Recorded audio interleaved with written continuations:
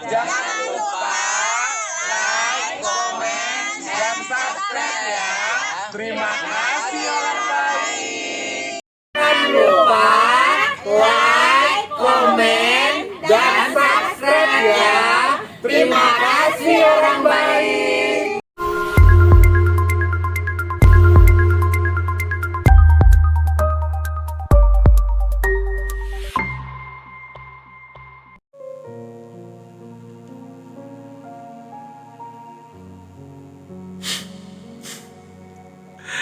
Assalamualaikum warahmatullahi wabarakatuh. Salam sejahtera untuk kita semua dan juga salam jumpa untuk para subscriber Big Tulus Official dimanapun kalian berada. Berarti oke, munduran dikit ya. Salam jumpa untuk semuanya. Di kesempatan malam hari ini Mas Teh hadir lagi dengan kostum yang sama dengan baju yang sama ya. Mumpung masih bolong, masih banyak inspirasi, jadi gila ya guys. Hari ini gue syuting ada di 1, 2, 3, di 5, hampir 5 video hari ini syuting. Dan semenjak pulang nyanyi tadi jam 2 itu syuting terus pokoknya sampai sekarang. Harus produktif pokoknya. Selamat pagi, siang, sore, dan juga malam untuk para subscriber Big Tulus Official tanpa terkecuali. Di kesempatan malam hari ini Mas Teh ada di Cermal lagi seperti biasa, dan berharap mudah-mudahan Cermal ini bisa jadi teman tidur buat kalian yang mungkin sering mengalami gangguan tidur sama seperti saya. Tapi yang pasti kalian gangguan tidurnya bukan karena bisa ngeliat jin kan. Dan itu memang salah satu alasan saya kenapa saya jadi susah tidur sebetulnya. Saya berharap mudah-mudahan ya yang lain yang di luar sana jangan sampai ngalamin apa yang saya alamin dah. Saya sendiri aja gak apa-apa. Selamat malam buat kalian yang di kesempatan malam hari ini mungkin sedang dalam kondisi ingin sedang bekerja maksudnya, atau sedang menjalankan tugas seperti biasa di malam hari. Ya kalau jam-jam 10 gini mah berarti udah sip malam ya kan. Kalau yang lain baru pulang, kamu baru masuk kerja jam segini ya.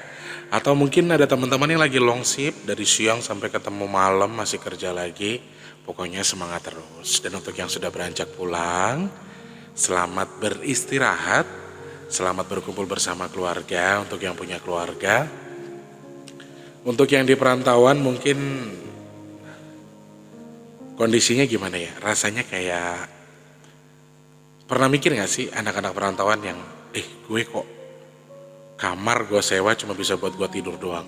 Selebihnya buat tau-tau kerja lagi, tidur lagi, bangun pagi, kerja lagi, dan itu bertahun-tahun terjadi. Dan anak-anak perantauan pasti akan merasakan yang namanya kesepian. Apalagi kalau penat kerja, kemudian terlalu lelah menghadapi kehidupan ya kan.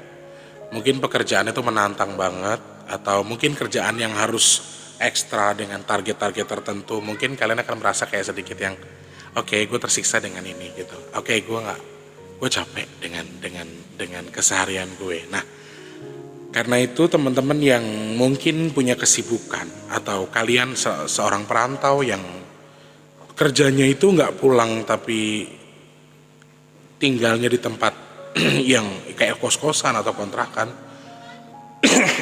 sorry.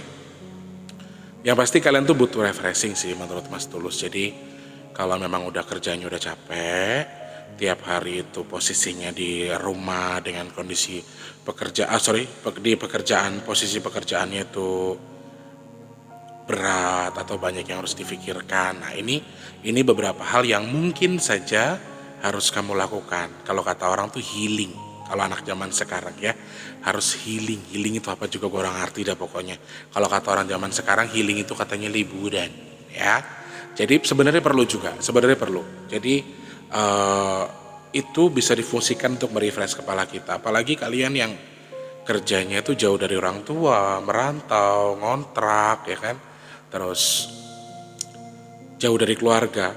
tiba-tiba berangkat atau malam pulang lagi, berangkat lagi, begitupun seterusnya, pasti jenuh dong. Nah, harus ada satu hari di mana kamu tuh refresh diri kamu sendiri. Kalau emang punya uang buat ditabung boleh, tapi kan kamu juga perlu apa ya, istilah kata bahasanya, kalau aku ini prinsipnya Mas Tulus ya, nggak nunggu gini, gue harus punya duit dulu kalau gue mau jalan-jalan, atau gue harus mencapai atau menginginkan sesuatu yang mau gue beli, gue harus punya duit.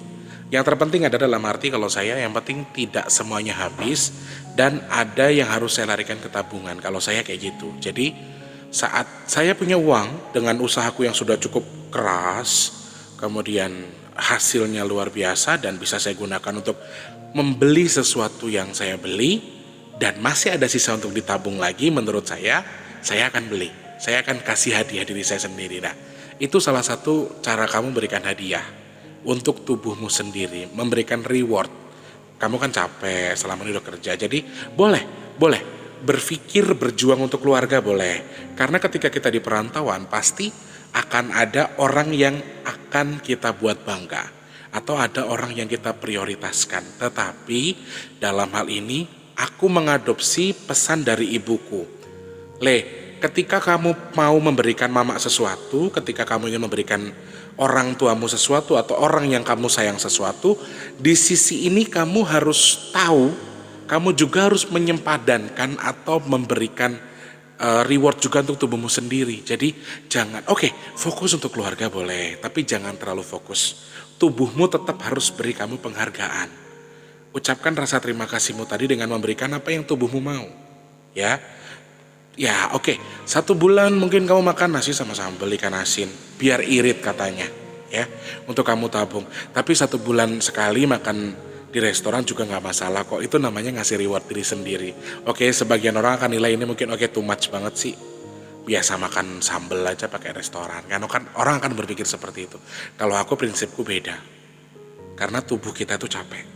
Kita kerja keras dengan tubuh kita. Tubuh itu sudah kita kuras dengan kondisinya, dengan posisi kita sedang bekerja, ya kan, tenaga dan lain sebagainya. Nah, ini adalah reward buat kamu sendiri, membeli barang yang atau melakukan sesuatu yang kira-kira itu bisa membuat dirimu itu senang, puas, merewardkan dirimu ya.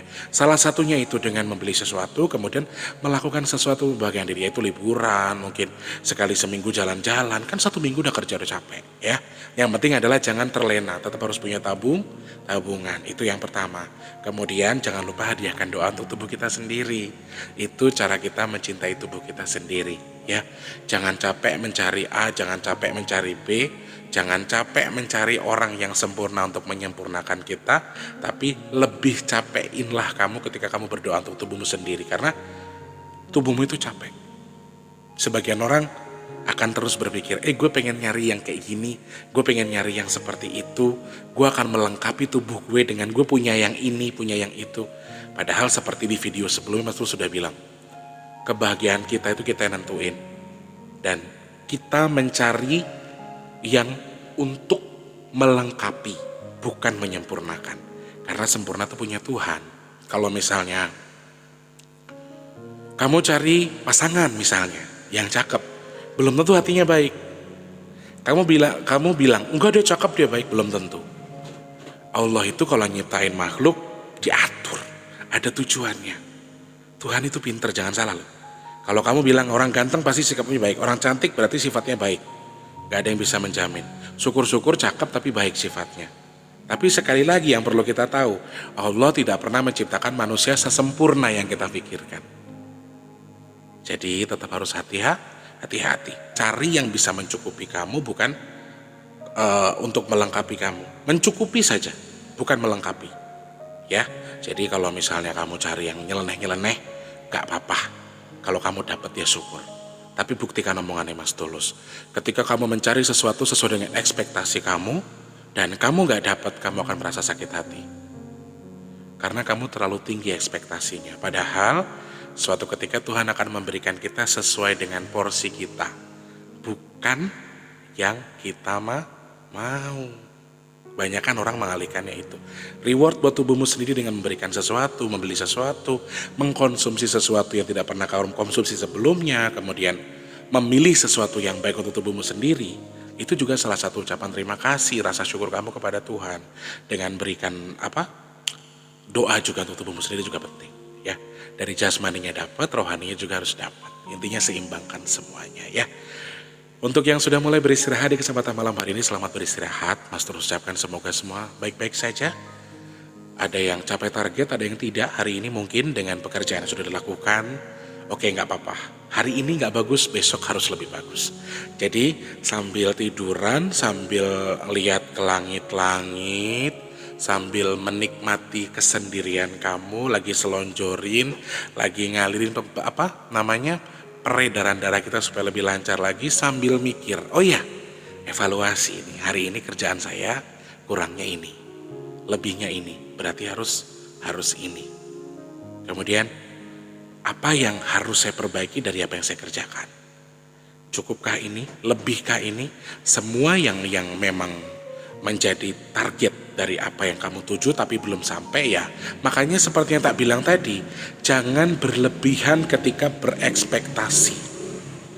Ketika mengharapkan sesuatu, meminta sesuatu kepada Tuhan, jangan mentang-mentang kamu bisa melakukan terus kamu memaksa dirimu sendiri untuk mendapatkan itu, karena belum tentu.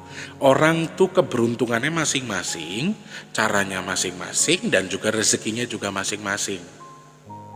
Ya, orang kaya bisa beli mobil A. Suatu ketika dia punya uang, dia pengen beli mobil yang B. Kalau kita yang nggak punya apa-apa, jangankan mau beli mobil, ibarat kata mau makan aja susah wis. Bisa makan nasi mas sambal, alhamdulillah. Boro-boro kita mau mikirin mobil. Jadi ketika kita turuti apa yang kita punya, itu nggak akan berhenti, terus bertambah, terus saja naik terus. Kamu dapat, kamu akan minta lagi. Kamu minta lagi, kamu akan dapat lagi. Begitu seterusnya. Jadi hidup ini perkara bagaimana mencukupi, bukan menyempurnakan, karena sempurna itu punya Tuhan. Ya, ada satu pertanyaan yang sering banget berputar di kepalaku, dan salah satu subscriber tiba-tiba kirim pesan ini via DM di Instagram, bertanya ke saya. Ada 3 hal yang ditanyakan. Yang pertama, gimana Mas Tulus bisa menjadi senang di mata orang lain di saat Mas Tulus lagi sedih? Itu yang pertama. Yang kedua, kangen gak sama orang tua? Yang ketiga, pernah gak Mas Tulus itu pengen kembali di masa lalunya, jadi anak kecil lagi? Sorry, langsung tak jawab Rek. Aku gak pernah kecil soalnya. Mas Tulus dari lahir udah gede. Oke, 3 pertanyaan itu nanti Mas Tulus akan sedikit jawab. Kita akan sedikit ulas. Yang pertama dulu ya. Bagaimana cara Mas Tulus terlihat bahagia, menutupi kebahagiaan itu, bagaimana kok bisa terlihat senang meskipun di saat kita sedih? Itu pertanyaan pertama. Tuntutan. Menurut saya itu tuntutan. Menurut saya itu keharusan. Mau gak mau saya harus lakukan itu. Mau gak mau saya harus menjadi itu. Kalian tahu, di luar pekerjaan saya sebagai seorang entertain, ya kan, hibur orang di panggung, kemudian di luar kesedihan saya ketika saya merasa sendiri, yatim piatu, sebatang kara di Jakarta, dan lain sebagainya. Di luar itu saya adalah seorang public figure di channel ini. Bukan sombong artis, bukan. Tapi di sini, di channel ini Mas Tulus artisnya. Kalian selalu nunggu-nunggu video terbaru dari Mas Tulus kan? Setiap gak ada video, Mas Tulus kemana videonya gak ada. Prinsip saya adalah, tidak semua orang mau tahu soal urusan kita. Apalagi di panggung. Pernah gak kalian ngerasain, 3 hari ibu kita meninggal, bapak kita meninggal, di hari ketiga, kita harus ikut final sebuah festival menyanyi di provinsi pada waktu itu. Saya dari 2009 almarhum bapak saya meninggal. Itu posisi 3 hari bapak saya meninggal itu final. Final saya ikut sebuah festival nyanyi lagu daerah. di kampung saya. Dan itu tingkatnya provinsi, bukan kabupaten, bukan kecamatan. Dan mau tidak mau saya harus berangkat ke kabupaten. Ke provinsi. Saya sudah bilang sama ibu saya, Mak, aku batalin aja kali ya. Jangan. Sudah tugas kamu mewakili kabupaten kamu untuk ke tingkat provinsi. Kayaknya aku nggak bisa, Ma. Apa aku nggak berantakan nanti? Kok gini, Ma? Posisinya adalah, ya gimana sih, Rek? Bapak EDW meninggal baru 3 hari, kita harus ikut festival. Lomba besar pada waktu itu. Itu festival besar di daerahku. Festival lagu daerah. Dan mau nggak mau aku tetap harus berangkat. Yang kan nggak bisa diganti. Juaranya aku, sekabupaten pada waktu itu, juara umumnya aku. Lek misalnya juara umumnya aku, terus posisinya aku nggak bisa ikut lomba, kan nggak mungkin juara kedua atau juara favorit yang mewakili. Karena kabupaten taunya aku, dan di situ mamaku ngasih ke aku tuh sebetulnya bersyukur punya orang tua yang kuat. Yang bikin semua ini selain aku nekat karena aku punya faktor pendidikan dari rumah yang kuat. Orang tua aku tuh ngajarinnya sesuatu yang bagus banget. Jadi kayak ya kue mau gak mau harus menjalani kegiatan kamu dengan kondisi apapun. Aku sempat mikir, apa nanti gak jadi omongan tetangga, Mak, posisi bapakku meninggal kok aku ikut lomba. Toh orang akan tahu sendiri kok. Orang itu hanya menilai dari apa yang mereka lihat, tapi gak tahu apa yang kamu jalani. Padahal dalam hati aku tersiksa sih sebenarnya. Aku tersiksa dengan kondisi itu. Tersiksa dengan posisi di mana masa sih aku harus nyanyi ketika bapakku udah meninggal 3 hari. Di hari kedua bapakku meninggal aku udah jalan. Udah ke provinsi, kan harus karantina, harus hafalin lagunya, kemudian cek vokal dan lain sebagainya. Waktu itu di hotel, itu tuh pikiranku nggak hilang saka wong tuaku. Pas malam aku final, malam 3 hari bapakku meninggal, mamaku cuma ngasih kesempatan begini doang. Kesempatan itu gak datang 2 kali. Kasih bukti ke bapakmu kalau kamu bisa. Alhamdulillah guys. Emang doa orang tua tuh doa paling mustajab ya. Doa ridho ne wong tuamu, ridho ne Gusti Allah gitu. Ridho Allah, ridho orang tuamu ketika orang tuamu ridhoi kamu. Alhamdulillah. Dengan kondisi itu aku menang. Jadi juara umum pada waktu itu. Pulang dengan kondisi yang gak enak dengar omongan tetangga, tapi ibuku bilangnya gini aja. Ya mau gak mau Tulus harus ngelakuin itu, udah kewajiban dia. Kebetulan keluarga aku adalah keluarga seni. Bapakku orang seni, mamaku orang seni. Jadi mereka tuh gak, gimana ya istilah kata itu, ya mau gak mau memang harus ngelawan itu. Mau gak mau harus nutupin semuanya. Nah itu yang bikin aku kuat sebenarnya. Walaupun dalam kondisi, putus cinta kah, pusing kah, gak punya duit kah, atau apa, banyak sekali pikirannya di mana-mana, nyabangnya kemana-mana. Tapi bertanya lagi kalian, bagaimana bisa menutupi semuanya? Terpaksa, mau nggak mau. Apa kita mau diundang orang, maaf Pak saya nggak bisa nge-MC, saya lagi sedih, kan nggak mungkin, orang nggak mau tahu. Orang taunya bayar saya buat nge-MC, orang taunya bayar saya buat nyanyi, udah selesai. Orang nggak akan mau tahu posisi kamu lagi sakit kah, mereka nggak mau tahu. Sama halnya ketika saya waktu itu ikut Bintang Pantura namanya di Indosiar. Di 2015. Posisi saya tampil untuk dipilih sama juri itu, posisi ibu saya belum sadarin diri. Ini serius. Ini demi Allah, aku gak bikin omongan. Aku posisiku lagi masuk pertama kali baru mau pentas audisi lah istilahnya itu. Secara live di TV nasional di Indosiar pada waktu itu, dan posisinya aku dapat kabar ibu kamu anfal, ibu kamu butuh darah, ibu kamu belum sadarin diri. Sedangkan aku dari jam 3 sudah on cam, sudah bikin VT, sudah syuting, sudah koreografi. Kalau ikut audisi yang buat nyanyi di TV itu bukan segampang yang kita lihat teman-teman, ada tahapannya. Dari jam 3 sore itu saya sudah standby di studio Indosiar, studio 5 waktu itu. Jam 3 sudah standby untuk koreografi. Kemudian yang di jam 4 kita sudah pemantapan, langsung gladi resik. nyanyi sambil menggunakan kostum, menggunakan sepatu yang kita pakai nyanyi nanti nyaman apa enggak, lagunya apa, nadanya di mana, sudah kalau sudah gladi resik atau sudah gladi bersih itu sudah poin terakhir. Pas selesai gladi resik, telepon dari adikku, mama drop, mama nggak sadarin diri Kang. Allahu Akbar. Gimana rasanya? Belahan hati kalian, orang yang kalian sayang satu-satunya, orang yang pengen kalian perjuangkan, tapi ternyata drop di saat kamu mau tampil. Itu pertama kalinya saya masuk TV secara live. Sebelumnya saya pernah di kayak Facebooker di dunia lain gitu-gitu kan dulu kan, tapi kan itu off air ya. Dan itu nggak live, dan itu live sesuai dengan kemampuanku nyanyi. Kalau yang lainnya kan buat ngelawak, buat lucu-lucuan ya kan, terus buat uji nyali pada waktu itu masih dunia lain. Itu bukan passionku lah pada waktu itu. Dan ini passion pertama. Mamaku pernah bilang, kamu pengennya gimana Le kalau masuk TV? Wes setidaknya aku punya label mak. Di belakangku tuh ada label. Dan memang betul mamaku bilang, kamu akan bisa.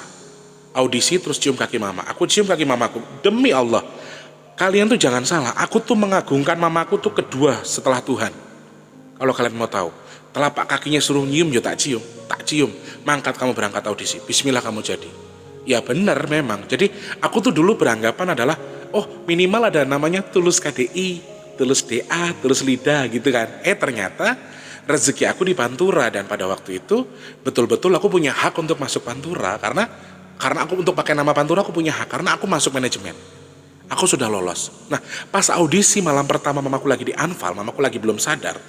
Itu tuh pikiranku udah kemana-mana, udah wis mana aku peserta pertama dan aku harus live. Itu live waktu itu acara Indosiar itu. Peserta pertama yang harus tampil dan kamu harus berikan sesuatu yang ini ya Tulus karena nanti segmen kamu ada 30 menit. Aduh. Kalau durasinya nyanyi cuma 2 menit doang, tapi 30 menit itu durasiku. Durasiku lagi digodain sama Mas Soimah segala macam kan waktu itu ya. Dan itu tuh bukan sesuatu yang gampang. Tapi aku bilang sama Allah, ya Allah aku pasrahkan segala sesuatunya kepadamu. Kalau toh ibuku maaf amit-amit jumpai pada waktu itu harus meninggal dengan kondisi aku pas lagi audisi atau lagi tampil di TV, ya setidaknya aku sudah memberikan yang terbaik. Ternyata alhamdulillah pada waktu itu aku dipilih mentor sama Saiful Jamil, terus aku masuklah di situ jadi anak didik Saiful Jamil dan aku jadi peserta, sudah resmi jadi peserta. Dan tanggal 29 itu aku pulang ke Rawajitu dan mamaku bilang, aku bisa ternyata mamaku tuh seger setelah nonton aku di rumah sakit itu ada TV buat nonton Indosiar pada waktu itu. Pas posisinya dia sudah mulai sadar, aku udah nggak nyanyi tapi aku lagi digodain sama Mae Soimah terus bilang, kamu kerja kayak gini buat siapa? Buat orang tuaku. Dan aku posisinya ya biasalah kalau ditanya kayak gitu kan berair mata ya. Ternyata penampilanku di TV aku merinding loh relek kelingan, sumpah tuh. Udah live ditonton mamaku di TV, dia lagi sakit, malah jadi pendorong dia sembuh guys. Dan yang tadinya kata dokter ini minimal 1 minggu di rumah sakit, itu cuma 2 hari. 2 hari dia sakit, dia minta pulang karena tanggal 29 dia sakit tanggal 27, 29 aku pulang. Enggak, aku mau pulang, aku mau ketemu anak lanangku, aku mau pulang. Jadi sebelum kami masuk ke studio, sebelum kami berkompetisi, kami diizinkan pulang sampai semua audisinya selesai. Karena kan aku waktu itu kloter pertama ya, aku kloter, jadi masih ada waktu lagi buat itu. Dan itu yang membuat aku jadi lebih kuat, lebih bisa hadapin semuanya ya. Dan terpaksa juga, mau nggak mau kan. Jadi apa ya, profesiku itu menuntut aku untuk melakukan itu. Apalagi di YouTube ya. Ya dalam kondisi apapun, mau sakit kek, mau sedih kek, kan subscriber nggak mau tahu. Mereka sudah subscribe. Mereka maunya kita punya konten. Mereka maunya kita bahagia. Mereka nggak mau tahu kita sedih atau enggak. Ya, itu pertanyaan pertama. Cukup panjang jawabannya ya. Pertanyaan kedua, pernah kangen nggak sama orang tua? Pernah kangen apa enggak sama orang tua?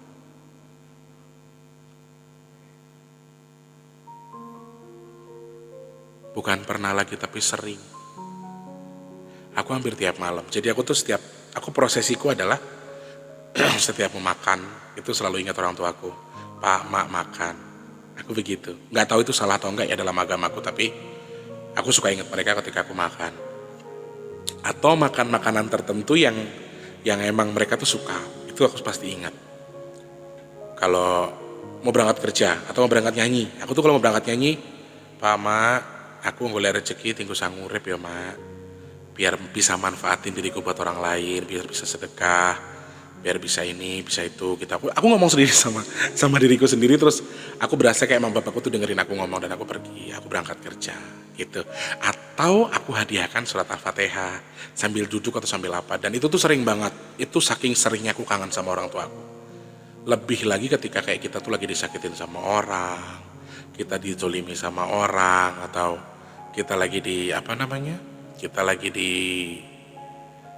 yang merasa kita terpuruk lah, itu pasti ingat sama orang tua, sama ibuku apalagi, karena aku paling dekat sama ibu ya teman-teman. Jadi kalau ditanya kangen apa enggak sama bapak mama, ya sangat kangen gitu loh dengan posisi yang seperti ini. Kondisi apa ya, maaf ya teman-teman, aku jomblo, nggak punya saudara di sini, disakitin pula sama orang, dizolimi juga sama teman-teman, belum tetangga-tetanggaku juga banyak yang julid juga. Karena ini beberapa hal yang memang aku hadapi sendiri. Aku nggak punya orang tua. Nah posisi-posisi begini nih yang bikin aku kadang-kadang toto makanya nangis. Aku sering loh live di aplikasi itu aku toto nangis gitu. Nanti teman-temanku nanya, kamu kenapa? Nggak apa-apa, baik-baik aja. Padahal yang aku ingat sebetulnya ketika aku disakiti sama orang, bukan orang yang nyakitin aku, tapi orang tuaku. Ya Allah Ma, aku kok diginiin orang, aku kok disakitin orang, selalu berpikir ke situ. Nah kemudian aku selalu ingat pesan ibuku ketika ada orang nyakitin kamu, boleh orang nyolek kamu. Jadi dulu, thank you, dulu itu di dalam dunia seni, di dalam dunia musik tuh masih banyak tuh main-main kayak dukun, main apa kan gitu-gitu ya. Terus bisa tiba-tiba suaraku tuh hilang, sedangkan ibuku tuh aku rasa memang sama kayak aku gini, punya kemampuan khusus. Dan dia tuh kayak punya feeling ketika ada sesuatu yang gak enak di badanku. Dia selalu bilang sama aku, Leh, mama doain biar kamu cepat sembuh sakitnya, karena ada yang nakal sama kamu. Dibalikin aja mak, secara pribadi aku dulu begitu ya, balikin aja mak sama yang bikin aku sakit, katanya. Iya gak apa-apa, tugas balikin atau ngasih karma itu tugasnya Gusti Allah. Yang perlu kita lakukan adalah saat kita disakiti orang lain, maafkan orangnya, kita doakan yang baik buat orangnya. Gak usah balas, yang balas ben Gusti Allah. Yang penting kalau memang kita dibikin sakit, kita sembuhkan sakitnya, kita serahkan sakitnya sama Allah. Dan itu masih ingat banget aku sama mamaku, itu termasuk korban KDRT luar biasa sama bapakku almarhum. Serius, aku lihat mamaku digebukin sama bapakku, maaf ya sampai kepala diinjak dan lain sebagainya. Itu bukan suatu pemandangan biasa, nyeleneh buat aku. Jadi aku tuh gak suka, makanya aku gak suka kekerasan. Aku gak suka orang suka mukul, marah-marah, teriak-teriak, itu aku gak suka. Aku langsung down, kayak punya sindrom yang nyeleneh gitu loh di badanku itu. Nah, itu, dan ibuku selalu bilang, aku percaya bapakmu bakal sobat, aku percaya bapakmu bakal berubah nantinya. Jadi kita gak perlu doain bapakmu yang jelek-jelek. Jadi kita gak perlu balas ke bapakmu perlakuan dari orang tuamu, atau perlakuan dari bapakmu tadi apa. Terus yang anehnya adalah ketika kami tuh, jujur saya dulu sangat benci sama bapak saya. Kenapa? Saya dipukuli, ibu saya dipukuli, ibu saya nyari duit, bapak saya selingkuh, bapak saya judi. Ini saya bukan buka aib orang tua saya, tapi saya ceritain aja apa adanya. Ibu saya bilang apa ketika bapak saya ngelakuin itu? Mau dia perampok, mau dia bajingan, mau dia pembunuh, darah kamu tuh darahnya bapakmu loh. Kamu gak bisa. Apa Tulus akan jadinya anaknya Pak Parto, bukan anaknya Pak Marsam? Gak bisa. Tulus bin Marsam itu nama orang tua kamu, nama bapak kandungmu. Darahnya bapakmu ya darahmu. Nah, hal-hal ini yang aku terapkan sampai sekarang di kepalaku. Jadi makanya teman-teman, aku tuh lebih suka diam, lebih suka ngerendung di kamar nangis daripada bales nyubit atau bales nyakitin orang yang nyakitin aku. Kalau aku buktiin aja depan dia. Toh suatu ketika kayak misalnya ya, kita dizolimin sama teman, apakah aku akan balas dengan itu? Enggak. Aku buktikan sendiri, toh nanti kan kelihatan. Apakah orang yang zolim sama kita tuh akan lebih baik dari kita?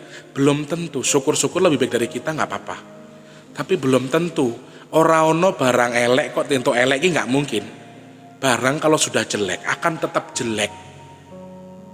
Sesuatu yang kamu lakukan di dunia ini baik atau salah, betul atau tidak, semuanya ada feedbacknya, ada karmanya. Nah ibuku tuh percaya banget soal itu.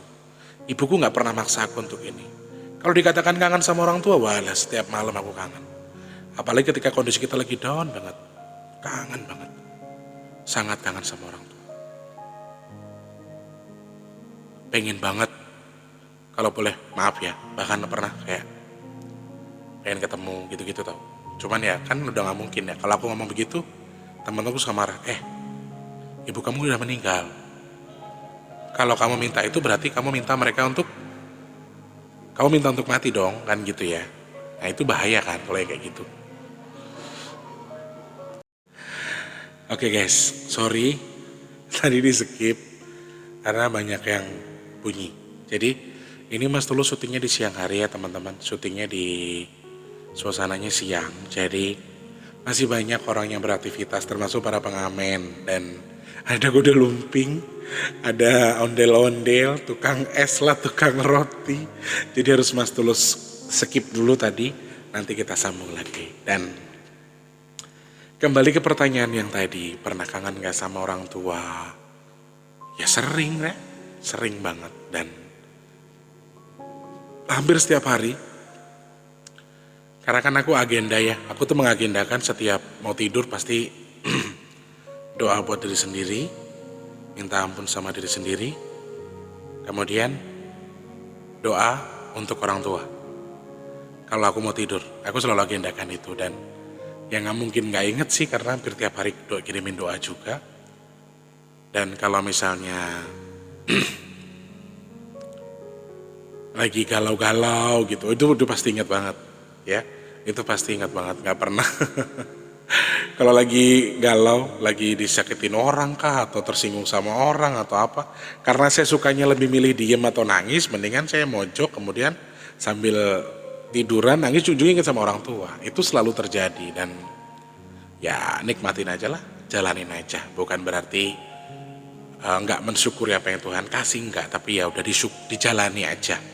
Karena posisinya kita harus tahu diri, apalagi ketika kita sudah sadar lihat orang tua jalan sama anaknya berdua, mereka makan di restoran ya kan, terus apa di mana di mall, gandengan tangan mereka bertiga, ada orang tuanya, ada anaknya. Waduh,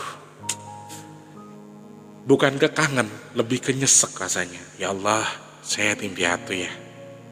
Saya baru sadar nih kalau saya nggak punya orang tua. Saya baru sadar kalau saya yatim piatu, gitu-gitu. Jadi ngarahnya lebih kayak ke, tapi selebihnya ketika sudah selesai ya sudah gitu. Karena pasti tipenya wongnya yo swing wis yo wis. Ya karena kan mau nggak mau, aku harus tutupin semua ke depan orang tua aku kan. Pada waktu dulu beliau masih hidup, beliau masih bisa aku bohongin. Tapi kalau dengan kondisi yang sudah seperti ini, dengan kondisi yang akunya sudah, akunya nggak bisa bohong lagi. Karena orang tua aku sudah di surga, orang tua aku bisa lihat aku. Kalau aku, oh iya aku susah senang, orang tua aku bisa lihat aku gitu loh teman-teman. Jadi kayak, kalau aku lagi nangis ingat orang tua ya paling mentok doain, mudah-mudahan orang tua aku dijauhkan dari sisa neraka dan lain sebagainya. Jadi hal-hal begitu yang aku lakuin terus ketika aku akan sama orang tua aku. Kemudian pertanyaan terakhir, Mas Tulus pengen gak kembali jadi seperti anak kecil? Sorry ya, orang tua aku tuh bilang, kalau ditanya orang nih, Tulus ki lemunnya kecil itu B misalnya ya.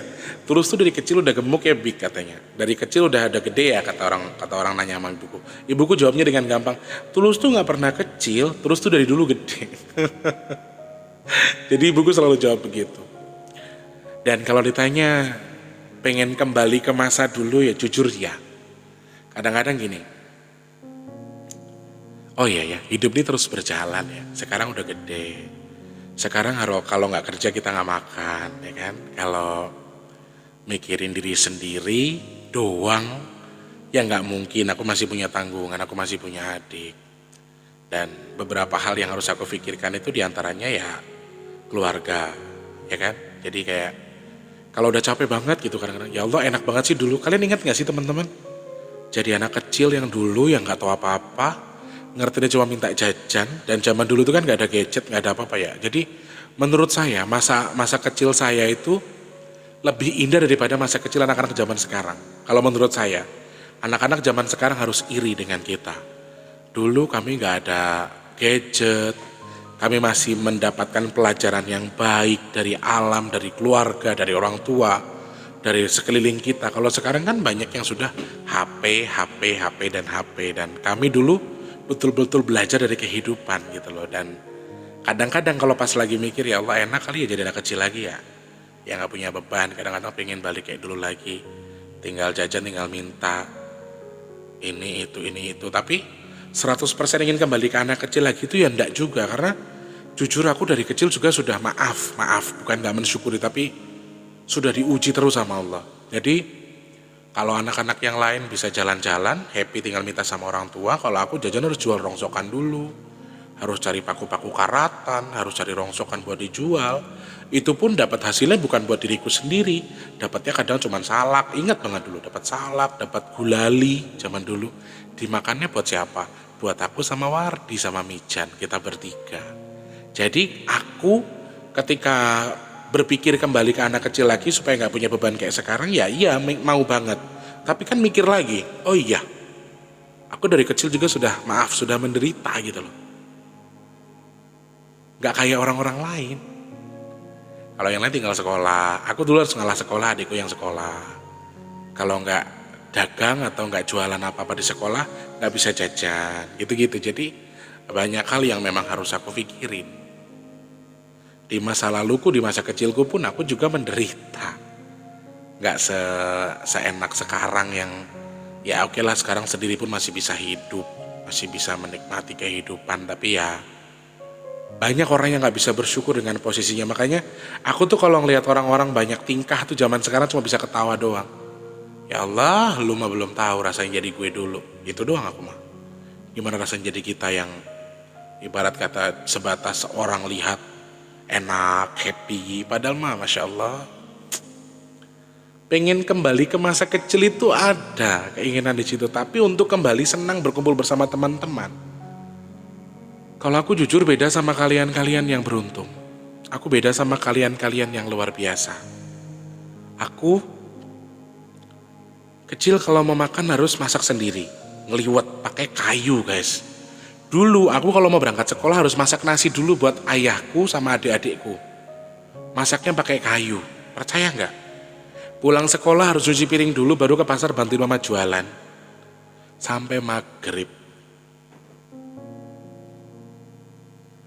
Jadi aku tuh kadang-kadang mikir gini ya, kalau anak-anak yang lain tuh minta duit sama orang tua, ya aku tuh minta duit sama orang tua aja ngerasanya kayak, kapan ya aku minta duit sama orang tua, kayaknya gak pernah. Jadi kalau mau jajan tuh beli sendiri, nyari sendiri gitu loh, jual rongsokan kayak nyari apa, kayak jualan lotre, zaman dulu jualan kelereng, gambaran, inget gak? Dulu tuh gak kayak sekarang. Jadi kalau apa bener-bener pengen balik ke masa dulu ya, jawaban aku ya gak pengen juga, gak terlalu pengen gitu loh. Pengen untuk melupakan sesuatunya, untuk melepaskan, pengen kembali seperti dulu ya. Tapi kalau kembali ke masa kecil, masa kecilku juga suram coy. Aku beda sama kalian. Kalian sekarang tinggal menikmati kehidupan. Kalian sekarang tinggal nikmatin hasil dari orang tua kalian dulu.